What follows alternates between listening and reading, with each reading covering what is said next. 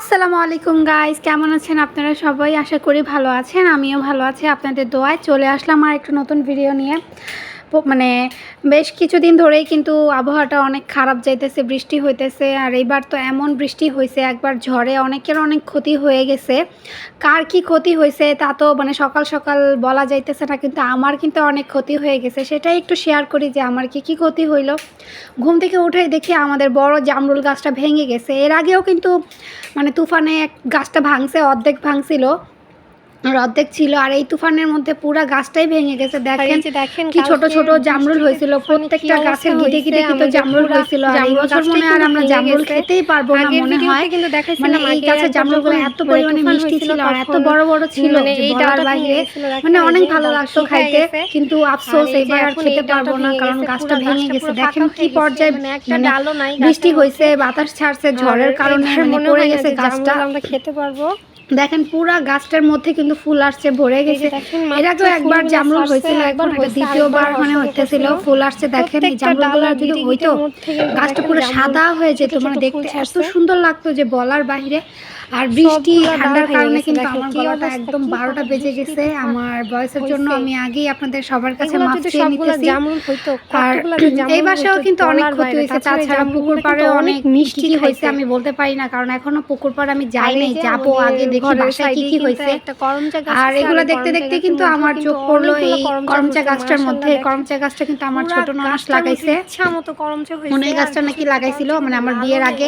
দেখেন মাশাআল্লাহ কতগুলো করমচা হয়েছে গাছটার মধ্যে। প্রত্যেকটা পুরো গাছটার মধ্যে ঝাইকা আসছে করমচা। এখনো পাকে নাই, কাঁচা আছে ছোট ছোট। পাকলে যখন লাল লাল হয় দেখতে কিন্তু অনেক সুন্দর লাগে। আর করমচার ডাল খেতে কিন্তু মাশাআল্লাহ অনেক মজা লাগে। আর এই যে আমার শাশুড়ির হাঁসগুলো দেখেন, এই 10টা হাঁসের বাচ্চা কিনছিল তাদের দাদি, তাদের জন্য কিন্তু 4টা মরে গেছে, 6টা আছে মাশাআল্লাহ। 6টাই কিন্তু সুস্থ আছে, 4টা একটু অসুস্থ ছিল, কোনো কারণে মারা গেছে। আর এই 6টা আছে আপাতত, একটু বড় বড় হয়েছে।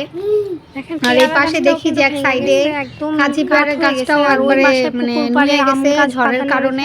ভেঙে যাওয়ার পর্যায়ে ছিল, বাট ভাঙতে পারে নাই, কারণ এই সাইড দিয়ে অনেক গাছটা ছিল তো, তারপর অনেকগুলো বাঁশ ছিল, বাঁশের কারণে গাছটা বেঁচে গেছে। গাছটা গাছটার ভাঙে নাই, আপাতত নুয়ে গেছে। তাজের বাবা বলতেছে পরে এটা ঠিক করে দিবে, আগে ওই বাসায় কি হয়েছে ওইগুলো আগে ঠিক করবে, তারপর এই বাসাটা ঠিক করবে। আর এই গাছটা দেখে আমার কাছে অনেক দুঃখ লাগলো যে আমার পছন্দের পেয়ারা গাছটা এমন নুয়ে গেছে। আর তাছাড়া এই যে তাজের দাদির জাংলা, দেখেন জাংলা ঠিকঠাক আছে সবই। আর বলতে বলতে যে আমি কিন্তু পুকুর পাড়ে চলে আসছি। আইসা তো আমার মাথার পুরো হাত দেখেন, দূরে দেখা যাইতেছে, কিন্তু ওই সাইডে চারো সাইডে যে বেরিয়ে দিছে।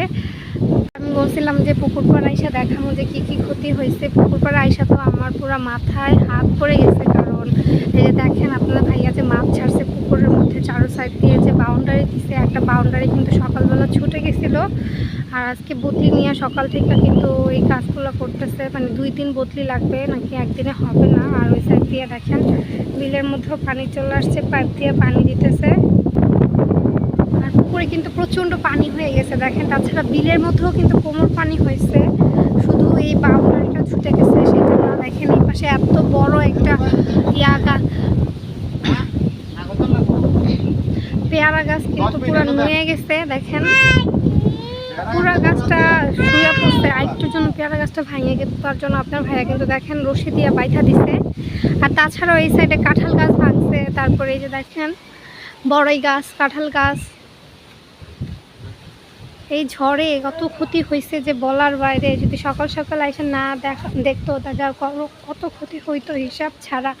আর তাছাড়া এই বৃষ্টির কারণে কিন্তু পুরা বিলের মধ্যে পানি দিয়ে ভরে গেছে। দেখেন দূরে দেখা যেতেছে, আমি সামনে থেকেও আপনাদের দেখাবো।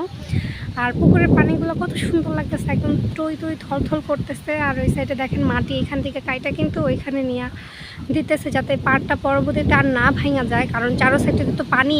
পুকুরে অল্প পানি ছিল, তার জন্য এই পেড়িটা ছুঁইটা গেছিল।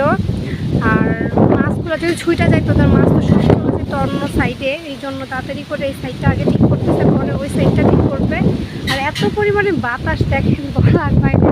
তাদের বাবা এখানে কাজ করতেছে, গাছের গোড়ায় মাটি দিতেছে। এই কাজ কি করো? ওই তাজ দেখেন উইটা যেতেছে বাতাসে, লড়তে পারতেছে না রে বেচারা। বাবা তুমি নড়তে পারতেছো না বাতাসে? বাবা এত পরিমাণে বাতাস দেখেন।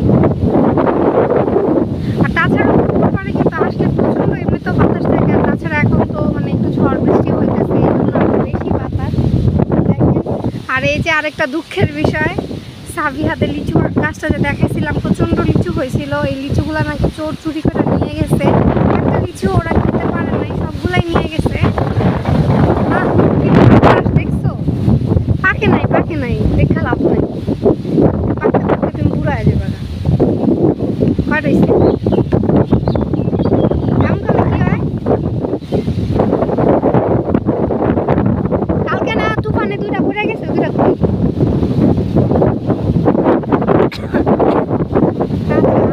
ছাড়া এই হ্যাঁ তো আছে এটা পড়ে যায় কাঁঠাল দেখবা পাচ্ছি নাকি। আর আপনাদের তো দেখাইলামই যে আমাদের মানে ঝড়ের কারণে কি কি ক্ষতি হইলো, কি কি নষ্ট হইলো। আর এই বিলটা যে দেখতেছেন, এই বিলের পানিগুলো কিন্তু সম্পূর্ণ বৃষ্টির পানি, আউটসাইড থেকে কোনো পানি আসে নাই। মানে এত পরিমাণে বৃষ্টি হয়েছে, বুঝেন যে মানে বৃষ্টির কারণে পুরো বিল ভরে গেছে, প্লাস আমাদের পুষ্করিটাও ওই ফাঁকে ভরে গেল। মানে পানিগুলো দেখে আমার কাছে অনেক ভালো লাগছে, মনে হইতেছে যে আমি গিয়ে এখনই গোসল করে ফেলি, কিন্তু ঠান্ডার কারণে আমি তো গোসল করতে পারবো না। আর ভিডিওটা আমি বেশি বড় করব না, এখানেই শেষ করে দিব। আমার ভিডিওটা যদি ভালো লেগে থাকে তাহলে প্লিজ লাইক কমেন্ট সাবস্ক্রাইব করে দিবেন, যারা সাবস্ক্রাইব করেন নাই তারা প্লিজ সাবস্ক্রাইব করে দিবেন। সবাই ভালো থাকবেন, সুস্থ থাকবেন। আজকের জন্য এই পর্যন্তই। আল্লাহ হাফেজ।